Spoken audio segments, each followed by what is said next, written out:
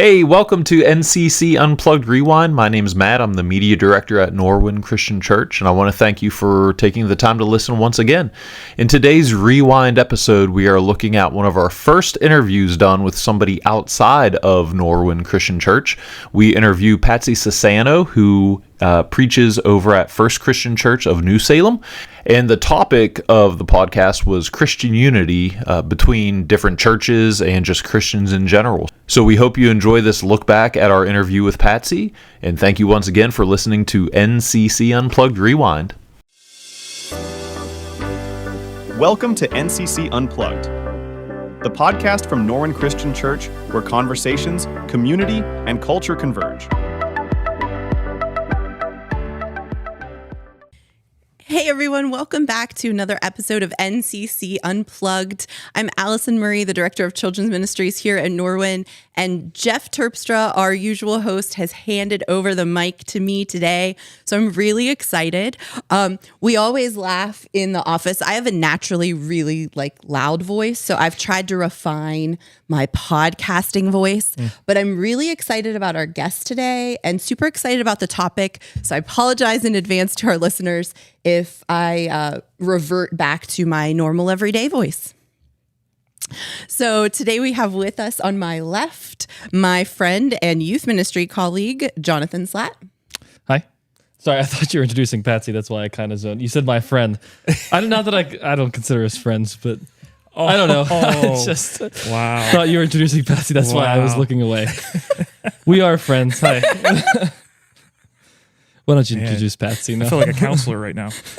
And then across from me is Patsy Sassano, one of the ministers at First Christian Church New Salem in Uniontown.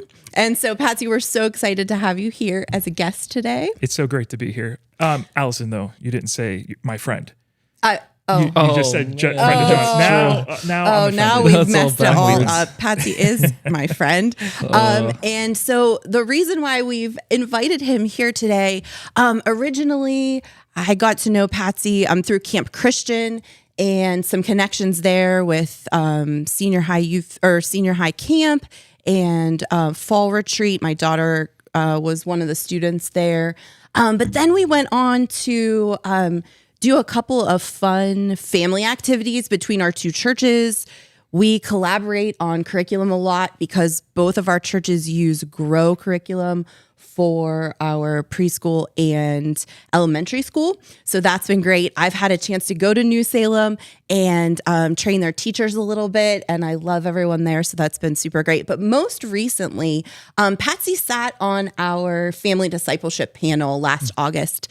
He really just came to us with a wealth of information, some really great insight to our questions. So we thought he would be a great guest to join us here on the podcast. Absolutely. Yeah. Yeah. So Patsy, tell us a little bit more about yourself.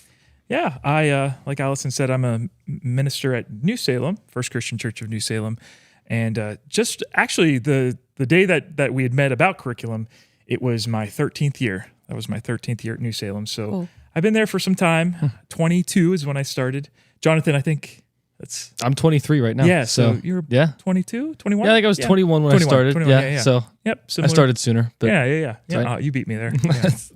And so I also serve at on the staff at a church in Hollywood, Florida, and so that takes me away about once a month, and then of course weekly meetings and whatnot. So I'm kind of back and forth with the two, and I do kids ministry, student ministry, and I preach 18 times a year, and then of course Camp Christian is where we had the connection, and I just love the camp kids from Norwin. They're just some of my favorites, honestly. Don't tell them out there. I don't want anyone to think I have favorites, but Well, they tell Jonathan and I they don't listen to the podcast anyway, so okay. they, All right. they won't Forget know it. that they're favorite. So I can talk about them. All right. Yeah. All right. Yep. I'll start listing names next. Yeah. So that's a little bit about me. I only have one kid right now. She's my dog. And you guys talked about dogs a couple Yes. of podcasts Yeah, ago. so- Did. So I had to talk about dog's mine. name, Yeah. type. Yeah. Mia Cannoli. Or her middle name. Mia Yep. Cannoli. Okay. Yep. Very Italian. Very Italian. Sassano. I appreciate that. Yeah. Me too. Breed. She's a Brittany. Yeah. I don't know what that is. I tell people Brittany and they say, is that her name? I was like, Yeah. yeah, that's her breed. But yeah. yeah.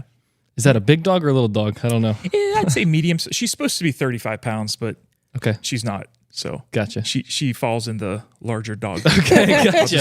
I'll just say Yeah. that. I'll sound like Yep. a bad pet owner if I say her actual weight, but Okay, sounds good. I love every pound of her. So. Sounds good. Perfect. Very cool. Well, the reason why I gave that long intro about how we got to first be connected is because today on the podcast, we're going to talk about Christian unity, the importance of connections and relationships with other Christians within our congregations, but also beyond the walls of one church, and how we can unify together for the cause of Christ. So, Patsy, to get started, if you could just give us a little bit of background information on why is it important to make connections with other Christians, and why does that really matter in our walk? Yeah, absolutely. I think outside the church, making connections outside the church is so important. It allows us to see like the bigger picture of what's going on and what the Lord is doing. I think sometimes we can get so focused on what our church is doing. I know I can do this, so I'm not saying that I'm not victim to this, but we can get so focused on what New Salem is doing or Norwin is doing that we forget like this is part of the bigger kingdom, and we're building a kingdom and not a castle. Of course, we know that saying, but I think it's just important to see that following Christ is not following my church. It's following the gospel and knowing the greater truth of what He's doing in our lives. And then within inside the church, of course, it serves as our accountability partners. It serves as iron sharpens iron kind of concept, connecting together. I think that when we went online for a little while, I kind of got us away from what it means to connect. And I think sometimes people think that, I'm a Christian, but I don't need to go to church. But connection is obviously what God wants us to do for so many different reasons. Oh, that's really good. What are some ways you think we can begin? Let's say there's someone that's brand new to a church and doesn't even know what that looks like. What are some ways that you can forge those connections? Wow, you're asking the good questions. Those are the tough questions today. It's great. It's great. I think that we have to understand that, some people want to be lost in church until they want to be found. So we need to be ready when people want to be found and want to be connected. But in the meantime, allow them to fill it out, allow them to walk in their own journey. Some people want to get connected right away. Some people want to join a small group the day that they visit. But some people want to check it out for a year. And just kind of just test things out, test the waters. And so we have to meet people. We can't treat everybody like a template, or that we have a template for everybody, the same template, but just understand that everybody is a little bit unique and different in how they want to approach getting connected. But always being available and always having a system in place that says, hey, this is how you can get connected. And we're here and we're ready for you when you're ready. And one thing that we do at our church that has just been so helpful, I know you guys have your cafe as well. Our Connections Cafe, we started a few years ago, and it is just a very informal, relaxed time that people can come, and it kind of gives them that crutch of like, oh, there's somewhere to go, or there's somewhere that I'm supposed to connect with people. So just making those intentional, relaxed places that people can go and get connected, I think, to be very thoughtful of that, Yeah, that's a cool thing for us to remember, like both as church leaders and as anyone who sees someone new come into church, we get so excited. It's like, let's get them connected. Like we got to take this information, right? Here's a cool mug, right? And all this stuff. It's like, when you have somebody over to your house for the first time, like if you were like, just eat all the food in my fridge, like, do whatever you want. It'd be like, okay, this is kind of weird. Like we just met. Right. So it's kind of similar. I appreciate you saying that. Yeah. That's a cool cool thing. Yeah. It's definitely something that it's hard because it's like, that's what we're so excited when we see somebody new, or we want them to feel welcomed. And sometimes they just want to ease into things. And and it's just, it comes with like, you guys are great people readers. And I think that's very important why we put greeters in place to let them kind of understand, a person's needs and let them read that person a little bit better to see where they're at and what they want to do. So if you are listening and you are one of the people that succumbed to us kind of jumping at you excitedly the first time you walk through the door, please know it comes from a really good place. For sure. That we really just want everyone to find their place and understand that to us, it's about not just these human connections that we want to make, but it's about the connection through the Holy Spirit that we have as brothers and sisters in Christ. And I think that sometimes we just get overexcited about that because we want everyone, we know how that affects our lives. So we want others to know that same thing. Yeah, absolutely. Yeah. So Patsy, what about those connections outside the four walls of one church building or one congregation? That can be a lot harder because I think we do tend to cloister ourselves off. Sometimes it's scheduling issues, like everyone really leads a busy life. And so trying to think of ways to connect with other Christians maybe just seems too daunting. But what are some ways you've seen work over the years, and how can someone that's listening today try to connect outside of one congregation? Yeah, I think that Camp Christian is obviously has been such a success story for our sister churches, and what you have tried to do and have done so great is having a spot where people can meet, that it's common ground, and it's not saying, hey, come to Norwin or come to this church or that church or any specific church. It's saying, hey, come to this place that we can just have common ground. And it is unfortunate that sometimes that we operate that way. We feel like, oh, I'm only going to do events under this church or that church or whatever. But sometimes we have to just understand how humans work sometimes, and they just need that.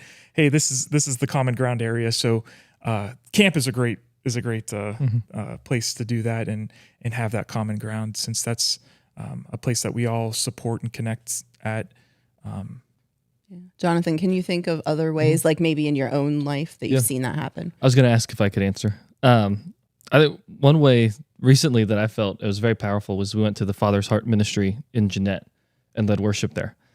And I had never been there. I didn't know what to expect. I didn't even really know what the event was, what we were doing. I just had the guitar, and I was like, Garrett wanted to do this, and I'm with him, and this is going to be awesome, right?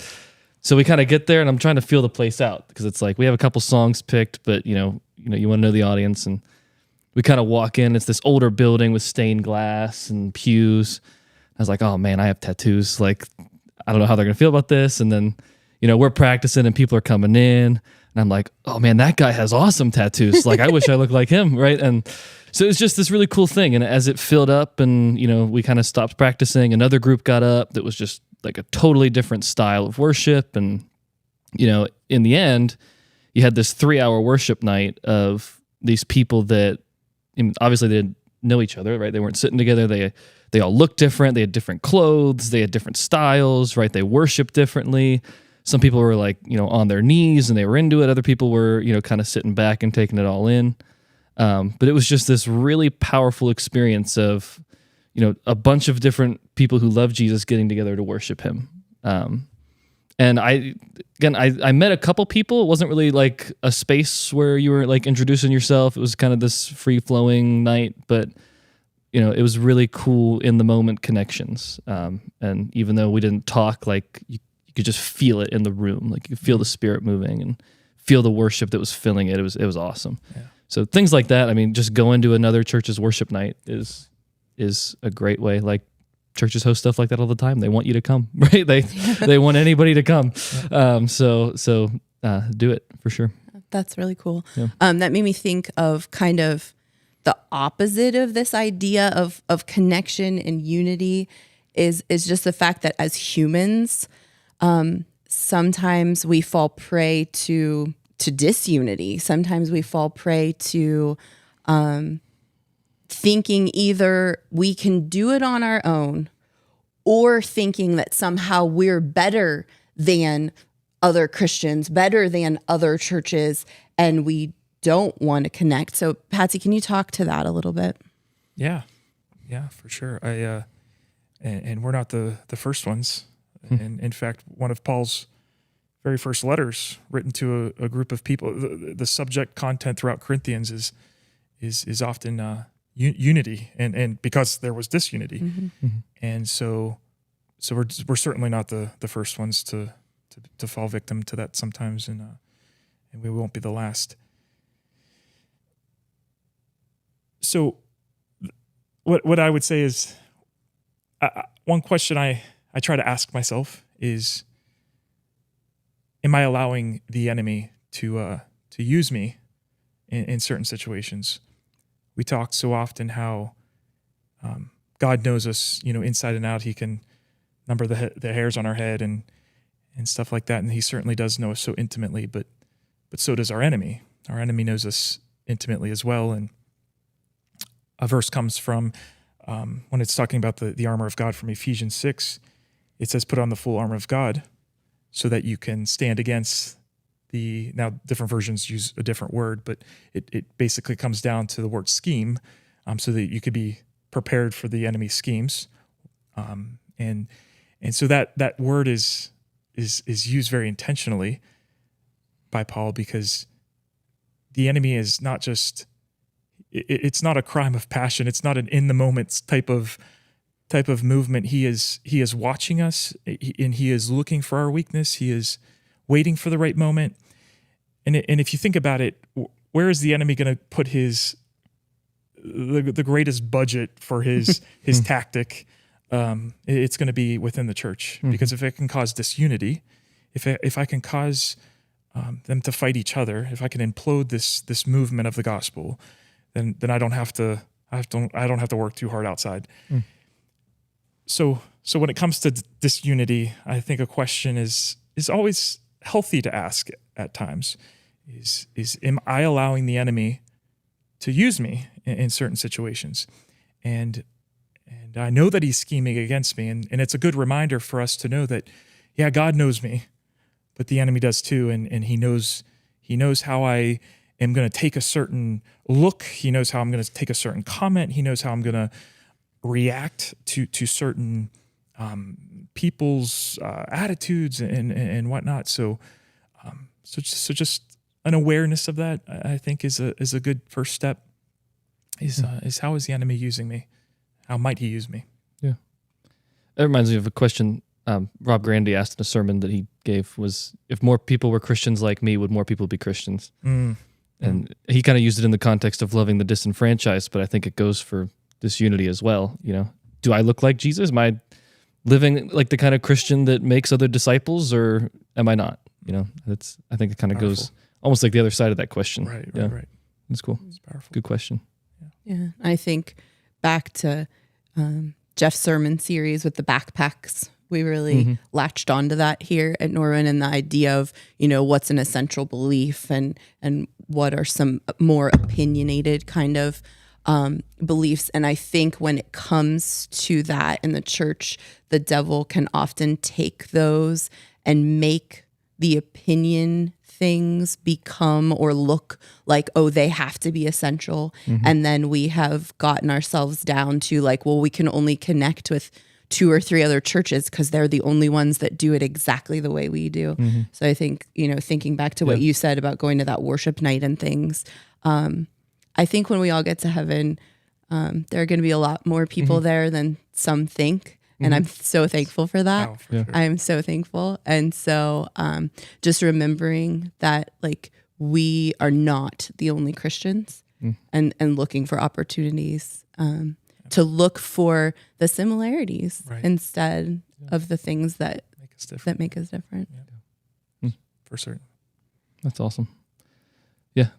And that's one of the things we all agreed on after doing that worship night, was like, this is just such a picture of what eternity is going to look like. Like, people together, we don't know each other. We don't, and Garrett had an observation. They had like the saints on the stained glass windows, and it's like, we're going to be worshiping with the saints. Like, we're going to be worshiping God with Paul, and like, that's awesome, right? And these people that you didn't know them, or maybe you knew them, and they're from that church that does the thing that you don't like, but like you said, they love Jesus, and he's the way, the truth, the life, and there's going to be, we're not the ones to judge, thankfully. Yeah, that's right. Yeah, so true.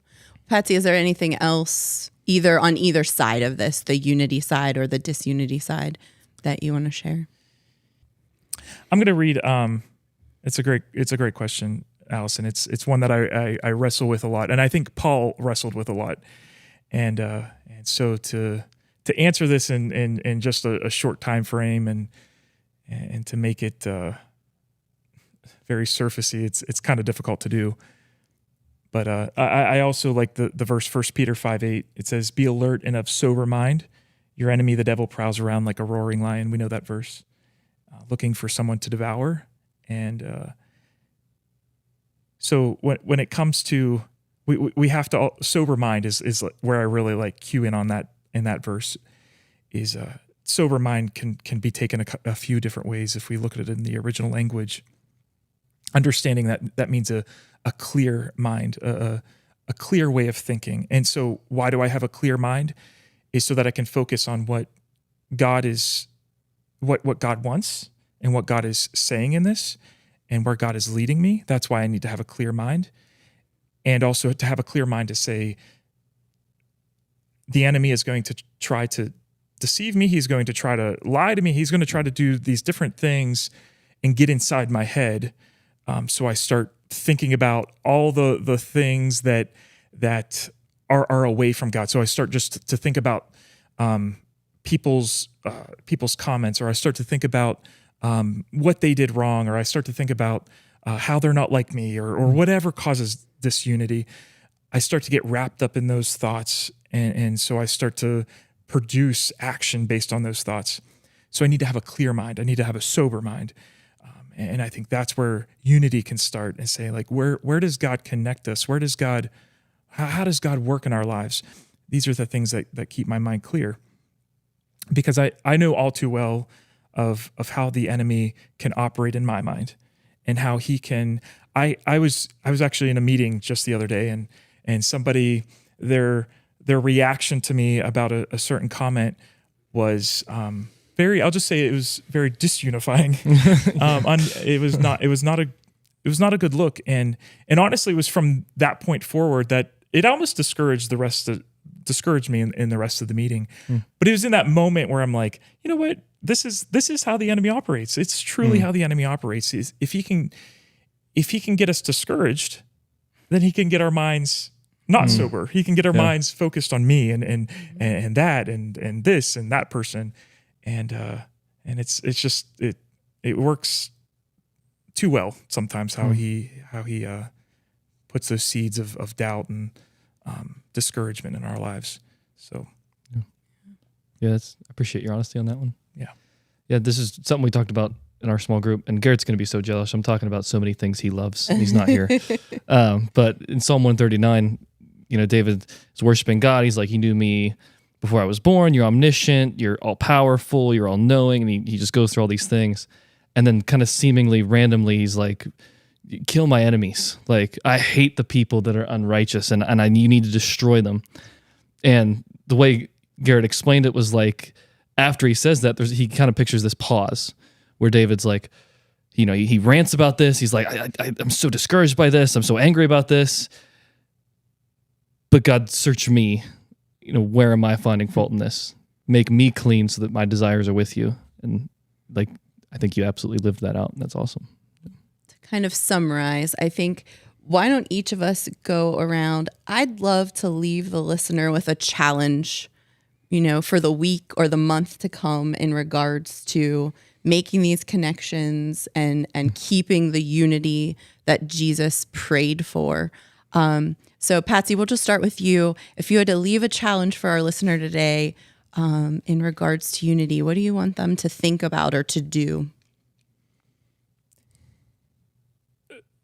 See yourself in the bigger picture. See yourself as part of the body. And I'm so glad that God has given us each our own passions and talents and whatnot. So truly see yourself in the bigger picture and say, if everybody had my talent or my gift, would we be better off? No, so grateful somebody else is doing this and has this and just so seeing ourselves as the body and appreciating each other's talents and passions. Yeah. Jonathan? I would challenge you to think about something I learned in when I was studying psychology, attribution theory. And it sounds fancy. It's not. It's just like, what do you attribute people's behavior to? And, you can do it intrinsically or extrinsically. And I think a lot of times our default is kind of to attribute everybody else's actions internally and attribute our own externally, right? So driving's a perfect example, right? If I cut somebody off trying to get on Route 30, I'm like, oh, well, they were in my blind spot. I didn't really see them. Like, it happens, And then a mile down the road, there's another on-ramp. Someone does the same thing to me. It's like, well, that guy's an idiot. Like, he didn't look. He's irresponsible, right? And, when we do that in our daily lives, we have sins of other people that affect us. And it's like, well, that's just who they are. They're selfish. They're, they don't care, whatever. And when we harm somebody else, it's like, well, they kind of deserved it.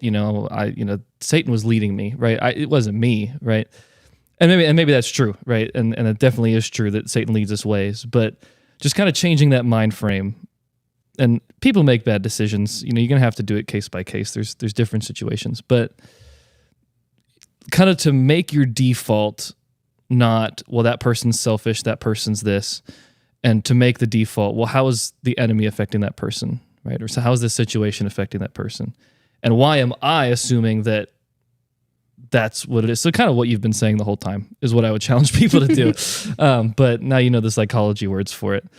Try to externally attribute people's mistakes and internally attribute your own to see how you can grow. That's awesome. That's super insightful. That's great. And look, there's an actual term for cool? Like God obviously created our minds and knows our minds better than anybody else. Yeah. And knows how like they operate. And I love that. I love the psychology of the mind and Oh, it's and how amazing. it all just works together. Yeah. Yeah. And studying psychology, it's just, I don't know. I can't find the word for it, where you see people that dedicate their lives to studying things that you can get from the Bible. Like, we'll learn these things like, studies show that the more you focus on other people, the better your life is. It's like, that's crazy, right? Like doing that for 2,000 years. Certainly. Like Jesus said that, so yeah, it's pretty cool. Yeah, that's awesome. And I think sometimes when we have a vocabulary word or a term for it, it just makes it a little bit more concrete and a little easier to apply than when it's more of just the abstract thought. So thanks for educating us today. No problem. Yeah, that's great. No problem. So, Allison, what's your advice challenge? thank you for asking, Patsy. Yeah. I think I would give our listener a really concrete challenge. So I'm going to make it twofold. First, look for a way to connect within the walls of your own congregation. Maybe you could volunteer, maybe get involved in a small group, or if you just see an activity that's on the calendar, show up and be open to meeting someone new, finding out about someone that's different than you, but then uniting around the cause of helping others learn about Jesus and glorifying God. And then second, step out. Look for a way to connect with a Christian that you're not seeing every Sunday in your congregation. And that might look like, oh, you remember you have this friend from college that's a Christian and you could, send them a text, or you run into someone that you haven't seen in a while and you could invite them for coffee, or do things like if we plan an event that's across many congregations, show up because you might end up meeting one of your very best friends. That's right. And so I just think putting those concrete things in front of us and saying, I can't wait for someone to come to me. Sometimes I have to take the hard step and step out and say, I want a connection. Definitely. Yeah. Absolutely. Yeah, that's another thing that I always see is like people, I know we're wrapping up, but I always see people say, I need encouraged, or I need whatever it is, fill in the blank.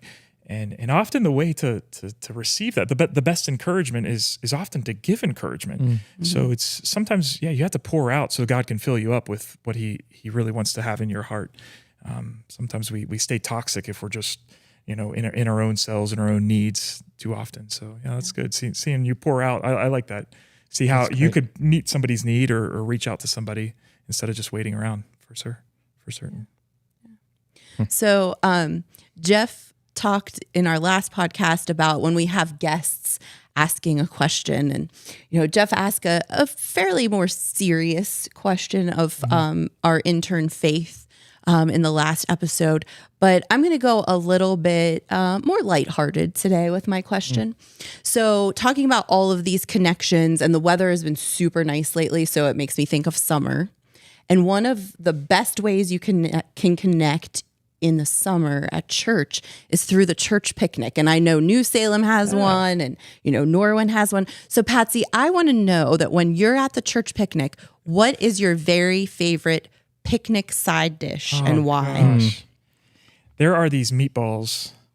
That was so quick. Oh, you didn't think about that at all. That was awesome. Oh goodness, I test it all. And if I tell you the ingredients, you'll be like, that is disgusting.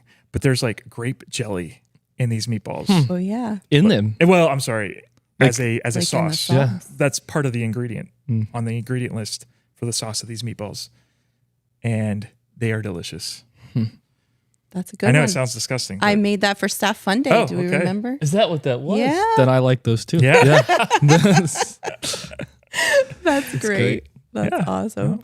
Well, Patsy, we're so glad that you took time out of your schedule to be with us here today. Thank you so much. Oh, it's so good to be here. I every time I come here, I come a different way too, by the way. Yeah, The right, yeah. GPS always takes me a different way, but it's always so good to be here. Oh, you're always welcome. So thank you for listening to another episode of NCC Unplugged. We encourage you to go out this week and make a connection with a Christian near you. Thank you for tuning in to NCC Unplugged. If you've enjoyed our podcast, please be sure to rate and review it and share it with your friends and family. If you are interested in learning more about Norwin Christian Church, visit our website at norwinchristianchurch.com. We also invite you to join us at NCC for one of our 3 services. Sundays at 8:45 and 10:30 a.m. and Thursdays at 7 p.m. We have engaging classes for all ages, ensuring there is something meaningful for everyone in our church community. Thanks once again for listening, and we hope you have a great week.